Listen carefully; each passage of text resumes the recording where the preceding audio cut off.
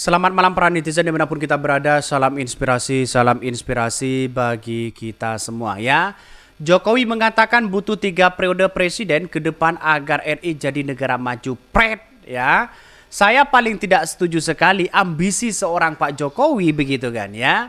Jadi pada intinya begitu adalah tergantung dari seorang pemimpin begitu. Pak Jokowi 2 periode saja apa ya yang mau ditawarkan kepada masyarakat Indonesia? Kesejahteraan, angka kemiskinan, ekonomi, pengkhianatan, konstitusi, bobroknya MK.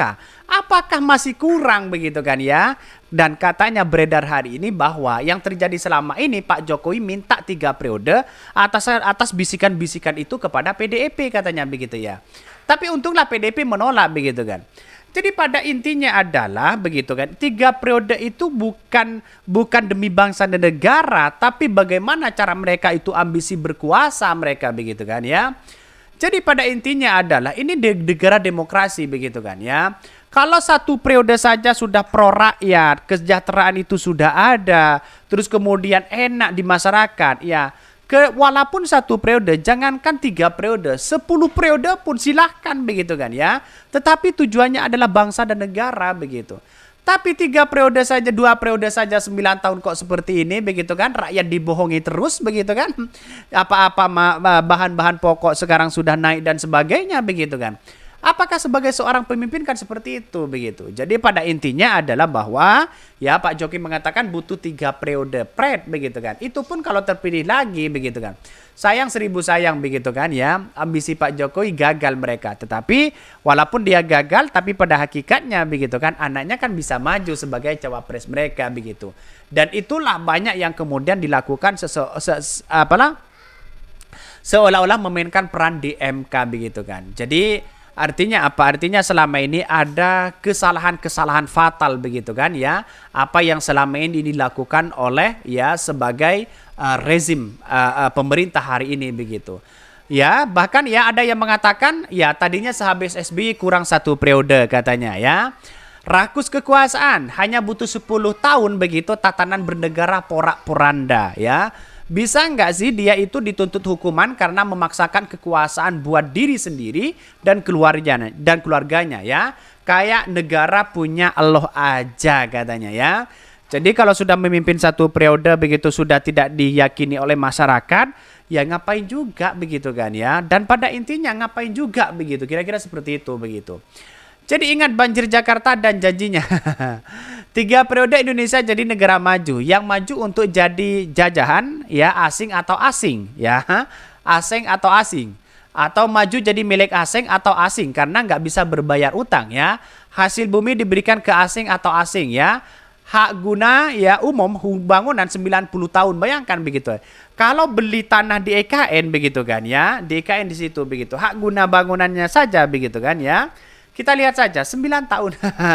Bayangkan kemana begitu kan logika-logika seperti ini kan kacau mereka begitu kan membuat IKN Jakarta membuat ibu kota baru saja diobral sana sini begitu. Kalau tidak mampu ya bilang aja begitu kan ya.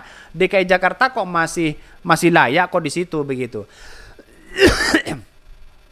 Bahkan presiden itu 5 tahun ya. Kalau pinter ya dimaksimalkan selama masa jabatannya. Nggak usah nadi-nadi mikir-mikir kejauhan. Memang otak sampean itu nyampe mikir kemana katanya begitu ya. Nih orang ya pola pikirnya gimana? Kepedean amat sih ya. Sangat merasa hanya waktu yang membuat kita ya tidak merasa maksimal katanya begitu. Ini komentar-komentar netizen loh begitu kan. Ngeri banget mereka begitu.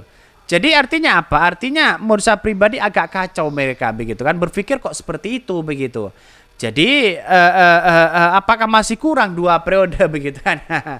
Jadi saya kira tergantung dari masyarakat, ini negara demokrasi begitu kan. 3 periode itu tidak boleh, 2 periode paling mentok di situ begitu kan ya. Tidak boleh yang lain begitu. Berilah kesempatan kepada yang lain di situ begitu.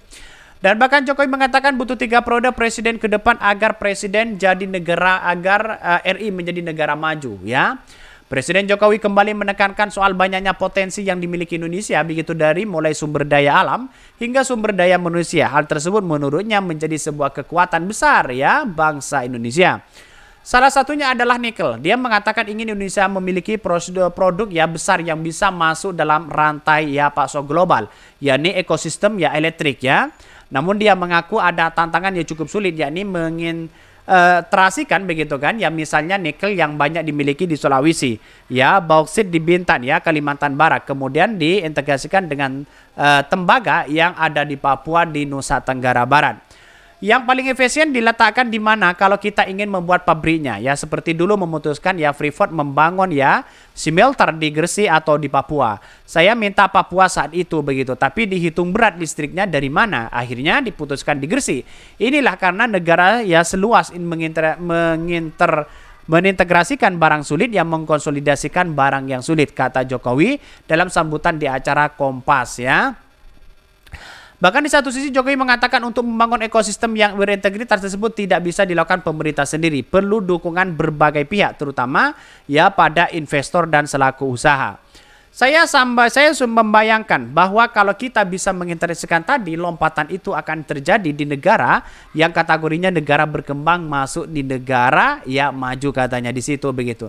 Tapi pada hakikatnya dalam tantangan kita begitu kan, ya biji nikel saja begitu kan ya, yang kemudian diambil oleh Cina begitu kan ya, diselundupkan di mana saya tidak tahu, kok pemerintah tutup mata dan telinga begitu kan. Kok Pak Jokowi baru-baru tahu terkait dengan itu begitu kan ya. Padahal ini potensi yang sangat luar biasa. 9 tahun kemana Pak Jokowi kok masih berpikir seperti ini begitu kan ya. Bahkan dia di satu sisi mengatakan bahwa menurut dia kesempatan melompat dari negara berkembang menjadi negara maju tersebut ada 3 kepemimpinan nasional ya ke depan. Hal itu juga ya menurut Jokowi yang sering disampaikan oleh Bank Dunia. Saya suruh ngitung lagi Bappenas, kesempatan itu ada, peluang itu ada ya, opportunity itu ada. Tapi ya tantangan yang kita gampang, tantangan juga tidak ringan, butuh konsistensi, butuh keberlanjutan katanya ya. Menurut dia Indonesia selama ini kebijakan selalu berubah-ubah. Setiap ada pergantian kepemimpinan nasional, hal tersebut membuat program kerap pembeli dikerjain dari nol ya. Bahkan dari saya pelajari dari kepemimpinan kita selalu sudah ya sampai begitu ya. Ganti pemimpinan balik lagi ke TK katanya ya. Selalu sudah sampai ke SMP. Ganti pemimpinan balik lagi ke TK. Tak lagi ke SD lagi. Sehingga selalu dimulai ya dari nol. Kayak kita beli bensin di pompa bensin dari nol Pak ya. Pak sudah nol Pak. Apa kita mau seperti terus ya? Nggak bisa katanya Kak ya. Kata Pak Jokowi. Di satu sisi dalam keterangan ini melihat bahwa apa yang terjadi ini harus 3 periode begitu kan, begitu logikanya begitu kan ya. Jadi pada intinya adalah bahwa apa yang terjadi selama ini kalau semuanya diurutkan menjadi 3 periode, apakah masih kurang begitu Pak Jokowi begitu kan ya. Jadi untuk kepemimpinan masa depan saya kira 2 periode itu cukup begitu kan ya. Karena masih ada pergantian bagaimana visi dan misi yang ada. Kalau itu baik pasti dilanjutkan oleh pemimpinnya. Kalau tidak baik, tidak pro rakyat, ngapain untuk melanjutkan itu begitu. Kira-kira seperti itu begitu ya. Oke, mungkin itu yang kami sampaikan. Tonton terus channel Honda di Podcast Rakyat ini karena ada berita-berita menarik dan viral setiap harinya. Salam para netizen, salam inspirasi bagi kita semua. Jangan lupa di subscribe channel YouTube Honda di Podcast Rakyat ini.